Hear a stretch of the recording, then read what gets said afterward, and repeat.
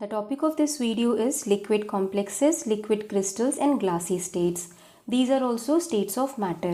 तो सबसे पहले liquid crystal complexes.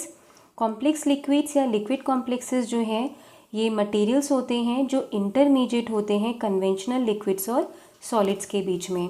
Fluid like और सॉलिड लाइक दोनों बिहेवियर डिस्प्ले करते हैं. इनके एग्जांपल्स हैं polymeric melts, solutions, glasses, gels, foams और ग्रैनुलर मैटर. और ज़्यादातर सिस्टम जो हैं ये इनहेरेंटली डिसऑर्डर्ड और स्ट्रांगली हेटेरोजीनस होते हैं. जो ऑर्डरलीनेस है वो क्राइटेरिया कैरेक्टरिस्टिक है सॉलिड्स का. तो ये जो है ये डिसऑर्डर्ड है, इसीलिए मैंने क्या बोल रहे हैं लिक्विड कॉम्प्लेक्सेस. ये बाइनरी मिक्सचर्स होते हैं जिनमें एक कोएग्जिस्टेंस होता है दो फेजेस के बीच में. दो फेजेस एक साथ एग्जिस्ट होते हैं. सॉलिड लिक्विड सिस्टम्स जैसे सस्पेंशंस या फिर solutions of macromolecules like polymers. Solid gas systems जिनमें आते हैं granular material, solid gas systems. Liquid gas systems जिनमें आते हैं फोम्स या फिर लिक्विड लिक्विड सिस्टम्स जिनमें आते हैं इमल्शंस. ये जो सिस्टम्स होते हैं ये कुछ अनयूजुअल मैकेनिकल रिस्पॉन्सेज एग्जिबिट करते हैं जब इन पे स्ट्रेस अप्लाई होता है. क्योंकि स्ट्रेस अप्लाई होने से क्या होता है कि जो फेस कोएग्जिस्ट हो रहे हैं, जो इनका फेस कोएग्जिस्टेंस है उसके ऊपर ज्योमेट्रिकल कंस्ट्रेंट इम्पोज होने लगता है.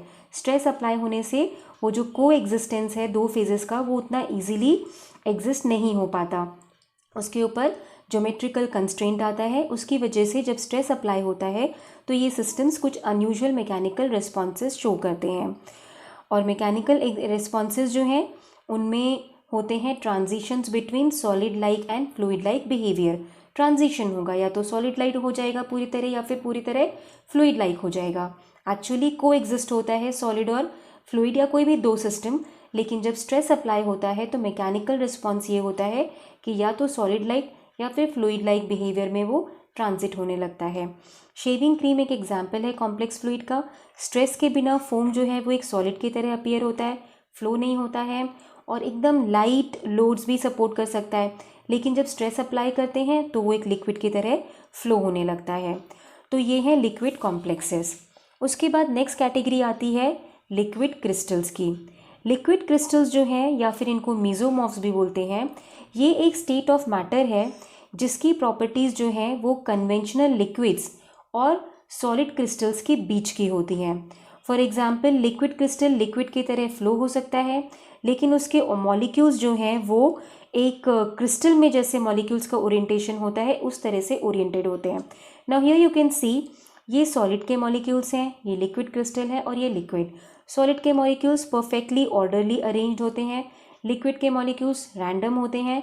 लिक्विड क्रिस्टल के मॉलिक्यूल सॉलिड जितने परफेक्टली अरेंज भी नहीं हैं और लिक्विड के जितने रैंडम भी नहीं है. तो ये जो बीच का एक स्टेट होता है इसको बोलते हैं लिक्विड क्रिस्टल. दोनों की जैसी इसकी प्रॉपर्टीज़ होती हैं.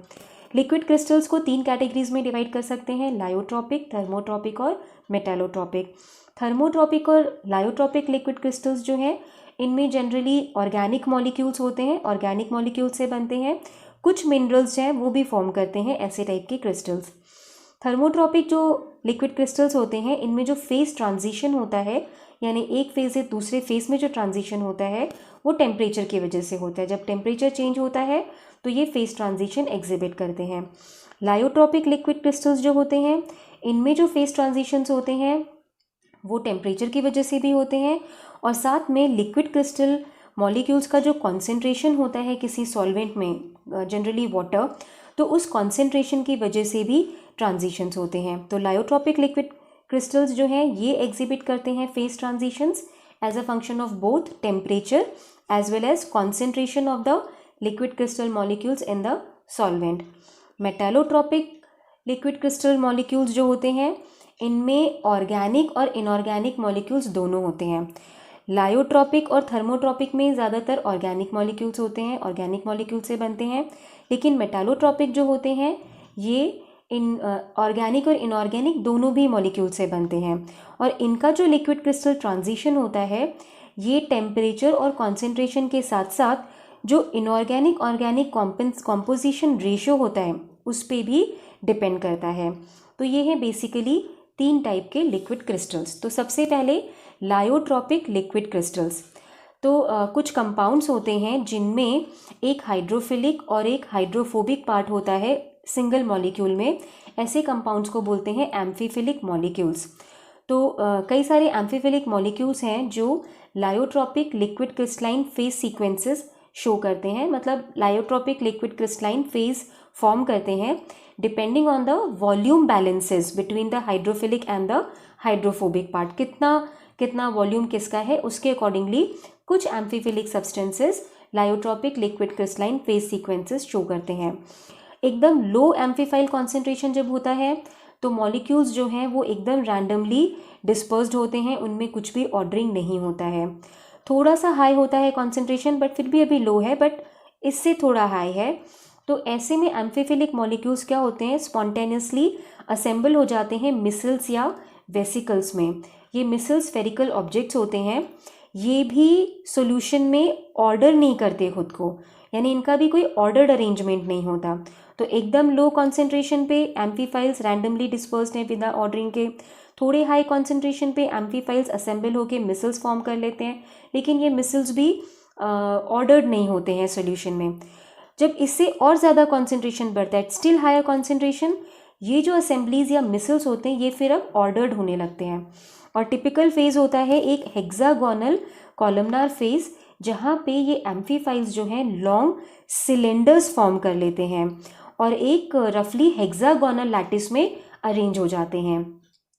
इसको बोलते हैं मिडल सोप फेज। ये जो अरेंजमेंट होता है ये अब फॉर्मेशन हो जाता है एक लिक्विड क्रिस्टल का, यानी एक इसको बोलते हैं हेक्सागोनल कॉलमनार फेज, क्योंकि एम्फीफाइल्स लॉन्ग सिलेंडर्स फॉर्म करते हैं जो एक हेक्सागोनल लैटिस में अरेंज हो जाते हैं। उसके बाद और कॉन्सेंट्रेशन अगर बढ़ता है तो एक लैमेलार फेज आता है जिसको बोलते हैं नीट सोप फेज।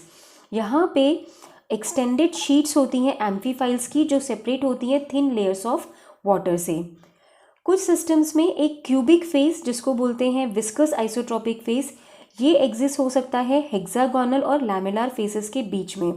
यहाँ पे जो स्फीयर्स फॉर्म होते हैं ये एक डेंस क्यूबिक लैटिस फॉर्म करते हैं, और ये जो स्फीयर्स हैं ये एक दूसरे से कनेक्ट भी हो सकते हैं जिससे कि एक by continuous cubic phase form हो जाता है।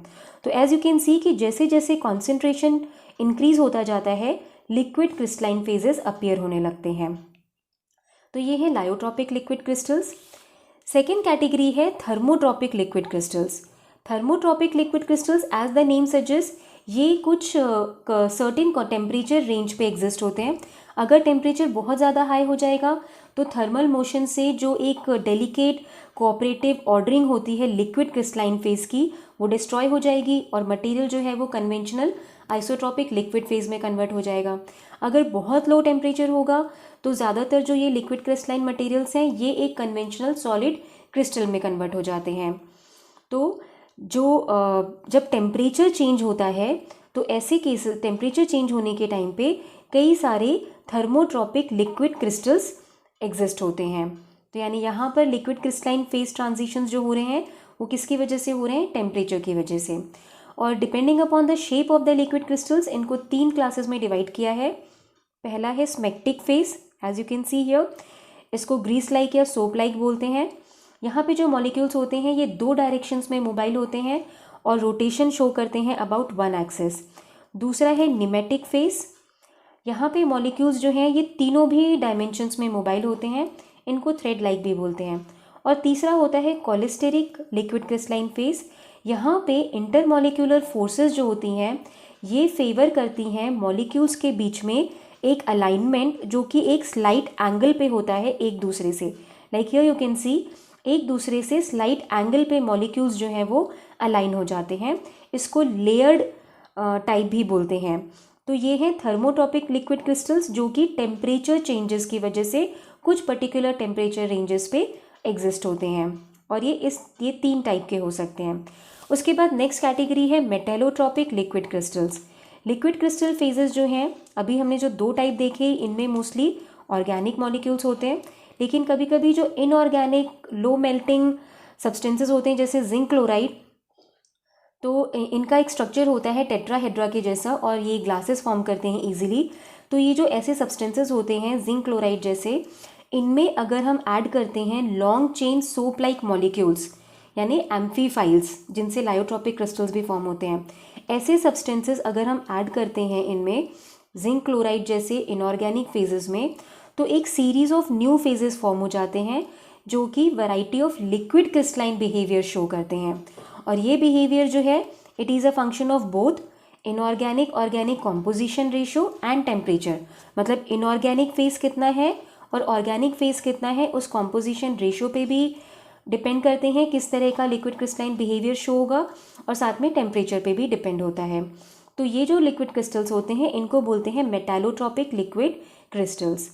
तो मेटालोट्रॉपिक लिक्विड क्रिस्टल जो है इसमें मेटल आयंस जो हैं इनकॉर्पोरेट होते हैं लिक्विड क्रिस्टल्स में। तो इनमें और पहले दोनों में डिफरेंस यही है कि यहाँ पे इनऑर्गेनिक फेजेस भी एग्जिस्ट होते हैं। तो this is all about the liquid crystals, कैसे बनते हैं, क्या होते हैं। Now applications of liquid crystals. Liquid crystals जो हैं जो पॉलीमर के लिक्विड क्रिस्टल्स होते हैं इनके बहुत सारे यूजेस हैं और ये इंपॉर्टेंट फेजेस फॉर्म करते हैं सुपर स्ट्रेंथ पॉलीमर्स के लिए जो कि नोवेल ड्रग डिलीवरी सिस्टम्स में यूज़ होते हैं। लिक्विड क्रिस्टल्स जो हैं वो कई सारे बायोलॉजिकल स्ट्रक्चर्स जैसे लिविंग टिश्यूज़ इनमें भी इंटीमेटली इन्वॉल्व होते हैं, इसलिए इनको एज बायोफिजिकल मॉडल भी यूज़ करते हैं। कुछ स्पेशल लिक्विड क्रिस्टल डिवाइसेस होते हैं जिनको स्किन से अटैच कर सकते हैं, तो ये एक मैप शो करते हैं टेम्परेचर्स का, यानी स्किन के नीचे कहाँ कैसा टेम्परेचर है वो शो करते हैं ये लिक्विड क्रिस्टल्स। तो क्योंकि कई सारी फिजिकल प्रॉब्लम्स होती हैं जैसे ट्यूमर्स, इनका टेम्परेचर जो होता है वो सराउंडिंग टिश्यू के टेम्परेचर से अलग होता है। तो ये जो स्पेशल लिक्विड क्रिस्टलाइन सब्सटेंसेज हैं जो कि स्किन में मैप ऑफ टेम्परेचर शो कर सकते हैं, इनको एज डायग्नोस्टिक पर्पस यूज़ कर सकते हैं। देन लिक्विड क्रिस्टल्स जो हैं लायोट्रॉपिक मेसोफेजेस जो हैं उनसे इमल्शंस की स्टेबिलिटी भी इम्प्रूव हो सकती है, क्योंकि ये जो लायोट्रॉपिक मेसोफेजेस या लिक्विड क्रिस्टल्स होते हैं इनकी विस्कोसिटी बहुत हाई होती है, तो उसकी वजह से इमल्शन ज़्यादा स्टेबल हो सकता है। कई सारे फूड, फार्मास्यूटिकल और बायोटेक्निकल एप्लीकेशंस में लिक्विड क्रिस्टलाइन फेजेस जो कि सर्फैक्टेंट से फॉर्म होते हैं एक्वस मीडियम में, जो भी हमने पढ़े लायोट्रॉपिक लिक्विड क्रिस्टल्स, तो ये जो हैं ये यूज़फुल होस्ट सिस्टम की तरह एक्ट करते हैं for drugs, amino acids, peptides, proteins and vitamins. तो फूड्स, फार्मास्यूटिकल और बायोटेक्निकल एप्लीकेशंस में ये जो सर्फैक्टेंट्स से जो फॉर्म होते हैं लायोट्रॉपिक लिक्विड क्रिस्टल्स उनको यूज़ करते हैं as host systems for drugs, amino acids, peptides, proteins and vitamins. Liquid crystal pharmaceuticals हैं जैसे टोलेसिन, एपेटोन, ये कैंसर सेल्स को अटैक करते हैं मल्टीपल पाथवेज से, तो इनको यूज़ किया जाता है फॉर इम्प्रूव्ड एफिकेसी। उसके बाद लिक्विड क्रिस्टल थर्मोग्राफी एक टेक्निक है जिससे इन्फ्लेमेटरी कंडीशंस या फिर टिश्यूज़ की वाइबिलिटी को डिस्क्राइब करने के लिए यूज़ किया जा सकता है, क्योंकि जब ये जो लिक्विड क्रिस्टल्स हैं जब इनको यूज़ करते हैं तो कलरेशन में डिफरेंसेस होते हैं, तो वो डिफरेंसेस इन कलरेशन जो है उसको यूज़ करके ये टेक्निक जो है it has been proved useful in studying hemophilia, tumors of the extremities, arthritis, vascular conditions, including complications of diabetes। यानी फिर से ये एक डायग्नोस्टिक टेक्निक है जहाँ पे लिक्विड क्रिस्टल थर्मोग्राफी बोलते हैं, जिसको इन्फ्लेमेटरी कंडीशंस और टिश्यूज़ की वाइबिलिटी को डिस्क्राइब करने के लिए यूज़ कर सकते हैं। देन उसके बाद में कुछ कोलॉइडल स्मेक्टिक नैनो पार्टिकल्स होते हैं, यानी लिक्विड क्रिस्टल्स होते हैं जैसे लिपोसोम्स, हेक्सोसोम्स, क्यूबोसोम्स। अभी इनका बहुत ज़्यादा यूज़ हो रहा है as carrier systems for lipophilic drugs, क्योंकि इनका लिक्विड क्रिस्टलाइन नेचर होता है। तो ये जो है ये वेरियस एप्लीकेशंस हैं लिक्विड क्रिस्टल मॉलिक्यूल्स के। तो उसके बाद नेक्स्ट एक स्टेट आती है, इसको बोलते हैं ग्लासी स्टेट। ग्लास जो है ये एक स्टेट ऑफ मैटर है। ग्लासेस कुछ प्रॉपर्टीज़ क्रिस्टल्स की और कुछ प्रॉपर्टीज़ लिक्विड्स की कंबाइन करते हैं, लेकिन ये क्रिस्टल्स और लिक्विड्स दोनों से काफ़ी अलग होते हैं। ग्लासेस में एक मैकेनिकल रिजिडिटी होती है जैसे कि क्रिस्टल्स में होती है, लेकिन रैंडम डिसऑर्डर्ड अरेंजमेंट होता है मॉलिक्यूल्स का, जो कि कैरेक्टरिस्टिक है लिक्विड्स का। ग्लासेस यूजुअली फॉर्म होते हैं by melting crystalline materials at very high temperatures. जब ये मेल्ट कूल होता है तो एटम्स जो हैं एक रैंडम डिसऑर्डर्ड स्टेट में लॉक हो जाते हैं, before they can form into perfect crystal arrangement. तो परफेक्ट क्रिस्टल अरेंजमेंट आने के पहले ही एक रैंडम डिसऑर्डर्ड स्टेट में ये लॉक हो जाते हैं। तो ये जो मटेरियल फॉर्म हो जाता है क्रिस्टल बनने के पहले, उसको बोलते हैं ग्लासेस। ग्लासी स्टेट जो है ये एक ट्रांजिशनल स्टेट रिप्रेजेंट करती है between disordered arrangement of particles in liquid state and ordered crystalline state. Melt जो था वो लिक्विड फॉर्म में था, जब हमने इसको क्रिस्टलाइन मटेरियल को जब हाई टेम्परेचर पे मेल्ट किया, मेल्ट जो था वो एकदम ही डिसऑर्डर्ड लिक्विड स्टेट में था। और जब वो अगर पूरी तरीके से जो मॉलिक्यूल्स हैं वो उसका पूरा क्रिस्टल अरेंजमेंट होता तो वो एक ऑर्डर्ड क्रिस्टलाइन स्टेट में कन्वर्ट होता, लेकिन उसके पहले ही वो लॉक हो गया एक रैंडम डिसऑर्डर्ड स्टेट में। तो इसलिए ये जो स्टेट है ये एक ग्लासी स्टेट जो है वो एक ट्रांजिशनल स्टेट हो जाती है। एक random disordered arrangement of particles जो लिक्विड स्टेट में होता है और एक ऑर्डर्ड अरेंजमेंट जो क्रिस्टलाइन स्टेट में होता है, उसके बीच में एक अरेंजमेंट बन जाता है जिससे फॉर्म हो जाता है ग्लासी स्टेट। ग्लासी मटेरियल्स जो होते हैं इनका कोई स्पेसिफिक मेल्टिंग पॉइंट नहीं होता है। जब हम इनको हीट करते हैं तो ये स्लोली और ग्रेजुअली लिक्विफाई हो जाते हैं, यानी एक रेंज ऑफ टेम्परेचर पे ये लिक्विफाई होते हैं। तो क्रिस्टल्स के जैसा उनका एक स्पेसिफिक मेल्टिंग पॉइंट नहीं होता है। And it has been shown that कि मटेरियल्स जिनको ग्लासी स्टेट में कन्वर्ट कर सकते हैं, इनकी बहुत हाई विस्कोसिटी होती है उनके मेल्टिंग पॉइंट पे, और इस हाई विस्कोसिटी की वजह से एक ऑर्डर्ड स्ट्रक्चर का फॉर्मेशन इनहिबिट होता है। ऑर्डर्ड स्ट्रक्चर बनने से पहले ही वो ग्लासी स्टेट में कन्वर्ट हो जाते हैं। तो this is how a glassy state can be formed. Now there are 3 types of the glassy states. Glassy states जिनको फॉर्म करते हैं by melting crystalline materials at very high temperatures. दूसरे होते हैं ग्लासी स्टेट्स ऑफ पॉलीमर्स जिनको cool किया गया है below the glass transition temperature. Polymers को अगर हम हीट करते हैं और फिर कूल करते हैं तो एक टेम्परेचर आता है जिसको बोलते हैं ग्लास ट्रांजिशन टेम्परेचर। उस टेम्परेचर के नीचे पॉलीमर जो है एक ग्लासी स्टेट में कन्वर्ट हो जाता है। ये जो है इस ग्लासी स्टेट में फाइब्रस स्ट्रक्चर्स होते हैं कार्बन एटम्स के with small lateral branches in the form of hydrogen atoms या फिर मोर कॉम्प्लेक्स रेडिकल्स। तो ये दूसरा टाइप है ग्लासी स्टेट का, जब पॉलीमर्स को कूल करते हैं below the glass transition temperature. तीसरा टाइप है glassy states of inorganic compounds. तो यहाँ पे कुछ रिफ्रैक्टरी इनऑर्गेनिक कंपाउंड्स होते हैं मल्टीवैलेंट एलिमेंट्स के, ये भी ग्लासी स्टेट्स फॉर्म करते हैं। ये जो ग्लासेस होते हैं ये स्टेबिलाइज स्टेट में सबसे ज़्यादा थर्मोस्टेबल केमिकल स्ट्रक्चर होता है इनका। फॉर एग्जांपल सिलिकॉन डाइऑक्साइड ये एक इम्पॉर्टेंट कॉन्स्टिट्यूएंट है ग्लास का। तो 3 टाइप के ग्लासी स्टेट्स हैं, या तो क्रिस्टलाइन मटेरियल्स को मेल्ट करके फॉर्म होते हैं, या फिर पॉलीमर्स को ग्लास ट्रांजिशन टेम्परेचर के नीचे तक कूल करके फॉर्म होते हैं, या फिर इनऑर्गेनिक कंपाउंड्स मल्टीवैलेंट एलिमेंट्स के उनसे जो ग्लासी स्टेट्स फॉर्म होते हैं। और इन जनरल ये देख सकते हो आप, जैसे ये एक नॉर्मल क्रिस्टल है, सॉलिड क्रिस्टल, एकदम ऑर्डर्ड अरेंजमेंट है मॉलिक्यूल्स का, और वहीं ग्लास है ये, इसमें देखो अरेंजमेंट जो है वो थोड़ा सा डिसऑर्डर्ड हो गया है। लिक्विड के जितना रैंडम नहीं है मगर इस क्रिस्टल के जितना ऑर्डर्ड भी नहीं है, तो इसको बोलते हैं ग्लासी स्टेट। तो ये और कुछ टाइप्स ऑफ स्टेट्स हैं मैटर की जो कि इंटरमीडिएट हैं लिक्विड और सॉलिड स्टेट से। So this is all about for this video.